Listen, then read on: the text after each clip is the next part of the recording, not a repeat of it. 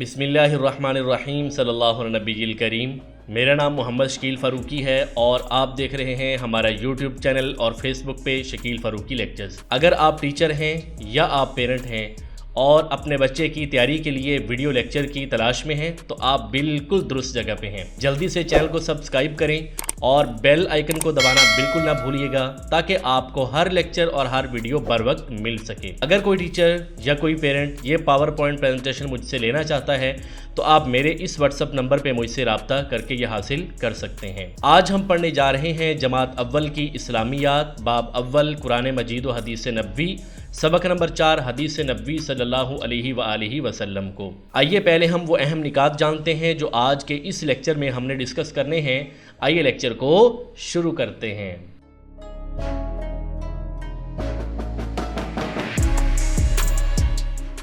مشکل الفاظ کے معنی بچوں، ٹیچر اور پیرنٹ کے لیے مشکل مرحلہ ہوتا ہے کیونکہ ریڈنگ ہو جاتی ہے اور الفاظ کے معنی ہمیں پتہ نہیں چلتے، تو بچے سوالات کو رٹا لگا لیتے ہیں لیکن مشکل الفاظ کے معنی یعنی ریڈنگ کو سمجھنا وہ کام کمپلیٹ نہیں ہوتا۔ آئیے وہ پہلے سمجھ لیتے ہیں ہم جلدی سے۔ ارشاد حکم یا بات کو کہتے ہیں۔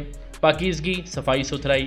ایمان، اللہ اور رسول پر یقین، ایمان یقین کا دوسرا نام ہے۔ ضروری، لازمی، جو کام کرنا ہی پڑے اس کو ضروری کہتے ہیں۔ پسند، خوش ہونا، دیکھ کے اچھا لگنا۔ حکم دینا، کرنے کو کہنا، تاکیداً کسی بات کا کہنا۔ خیال رکھنا، دھیان دینا، توجہ دینا۔ بیت الخلاء، واش روم اور غسل خانہ کو کہتے ہیں۔ فارغ ہونا، کام کمپلیٹ کرنا، کام ختم کرنا۔ غسل، پورے جسم کو دھونا۔ کمرہ جماعت، کلاس روم، پڑھنے کا کمرہ۔ محفوظ رہنا، بچا رہنا، نقصان سے دور رہنا۔ تندرست، صحت مند۔ توانا، طاقتور، مضبوط۔ فائدہ، نفع۔ اور ستھرا، صاف اور گندگی سے پاک چیز کو کہتے ہیں۔ پہلے یہ سمجھتے ہیں کہ حدیث کا معنی و مفہوم کیا ہے۔ جو بک میں حدیث دی گئی ہے اس کا تو بعد میں سمجھیں کہ لفظ حدیث کس چیز کے لیے بولا جاتا ہے۔ حدیث اس قول، فعل یا عمل کو کہتے ہیں جو ہمارے پیارے نبی حضرت محمد صلی اللہ علیہ وسلم سے منقول ہو، نقل کیا گیا ہو، یا پھر آپ سے منسوب، یعنی آپ نے کوئی بات ارشاد فرمائی یا آپ نے کوئی کام کیا اور وہ کسی صحابی نے آگے روایت کر دیا، اس کو حدیث کہا جاتا ہے۔ حدیث کی اقسام کا سمجھنا بھی ہمارے لیے ضروری ہے۔ حدیث کی پہلی قسم ہے قولی، ویسے 3 قسم ہیں۔ پہلی قسم اس کی ہے قولی حدیث۔ قول کہتے ہیں بات کو، تو وہ باتیں یا ارشادات جو نبی کریم صلی اللہ علیہ وسلم نے اپنی زبان مبارک سے ارشاد فرمائے ان کو کہتے ہیں حدیث قولی۔ حدیث فعلی یا فعلی حدیث وہ اعمال جو آپ نے خود کر کے دکھائے اور صحابہ نے دیکھ کے آگے روایت کر دیے، وہ فعلی حدیث کہا جاتا ہے۔ اور تیسرے نمبر پہ ہے تقریری حدیث یا حدیث تقریری۔ وہ بات یا عمل جو کسی صحابی نے کیا اور آپ صلی اللہ علیہ وسلم نے اس کو دیکھ لیا، دیکھنے کے بعد اس سے منع نہیں کیا، یا تو اس کو کہا کہ ایسا کرو یا پھر روکا نہیں بلکہ خاموشی اختیار فرمائی، تو اس کو حدیث تقریر کہتے ہیں۔ وہ تقریر کا لفظی معنی ہوتا ہے ثابت کرنا۔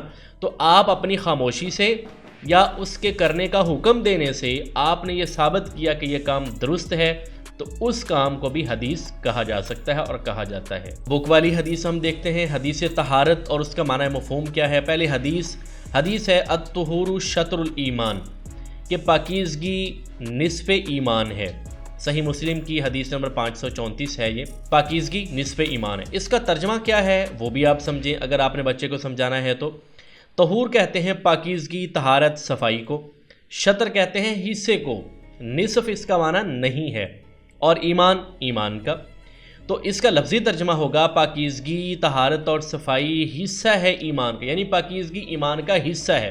اب سوال آپ کے ذہن میں فوری آئے گا، اگر اس کا لفظی ترجمہ حصہ ہے تو نصف ایمان جو بچپن سے ہم سنتے چلے آ رہے ہیں، ایسا کیوں ہے؟ تو ہمارا کوئی بھی کام، نماز ہو، قرآن کی تلاوت ہو، حج، کوئی بھی جو ہم نے دینی کام کرنا ہے، تقریباً وہ عبادات ایسی ہیں جو وضو کے بغیر نہیں ہو سکتی۔ تو جب وضو کے بغیر ہماری عبادات مکمل نہیں ہے تو ایمان کیسے مکمل ہوگا؟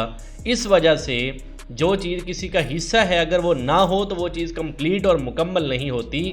اس وجہ سے فرمایا گیا کہ حدیث طہارت جو ہے وہ ایمان کا حصہ ہے، یعنی نصف ایمان ہے۔ پاکیزگی اور ایمان کا آپس میں تعلق سمجھتے ہیں کہ ان کا تعلق کیا ہے۔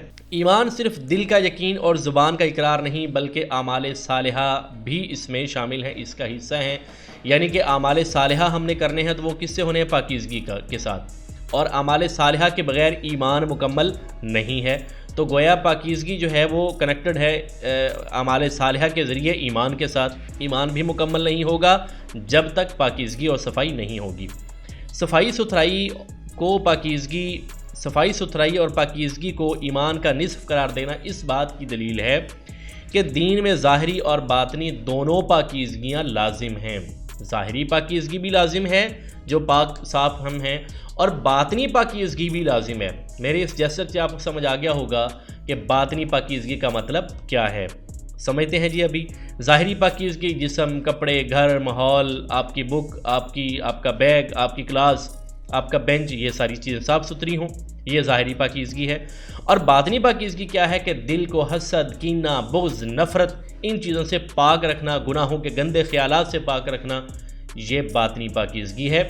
اور ایمان کے مکمل ہونے کے لیے، اسلام کے مکمل ہونے کے لیے ان دونوں پاکیزگی کا ہونا لازم و ملزوم ہے۔ اس سے ہمیں سبق کیا حاصل ہوتا ہے؟ چیپٹر تو ہم نے پڑھ لیا، سبق کیا ملا؟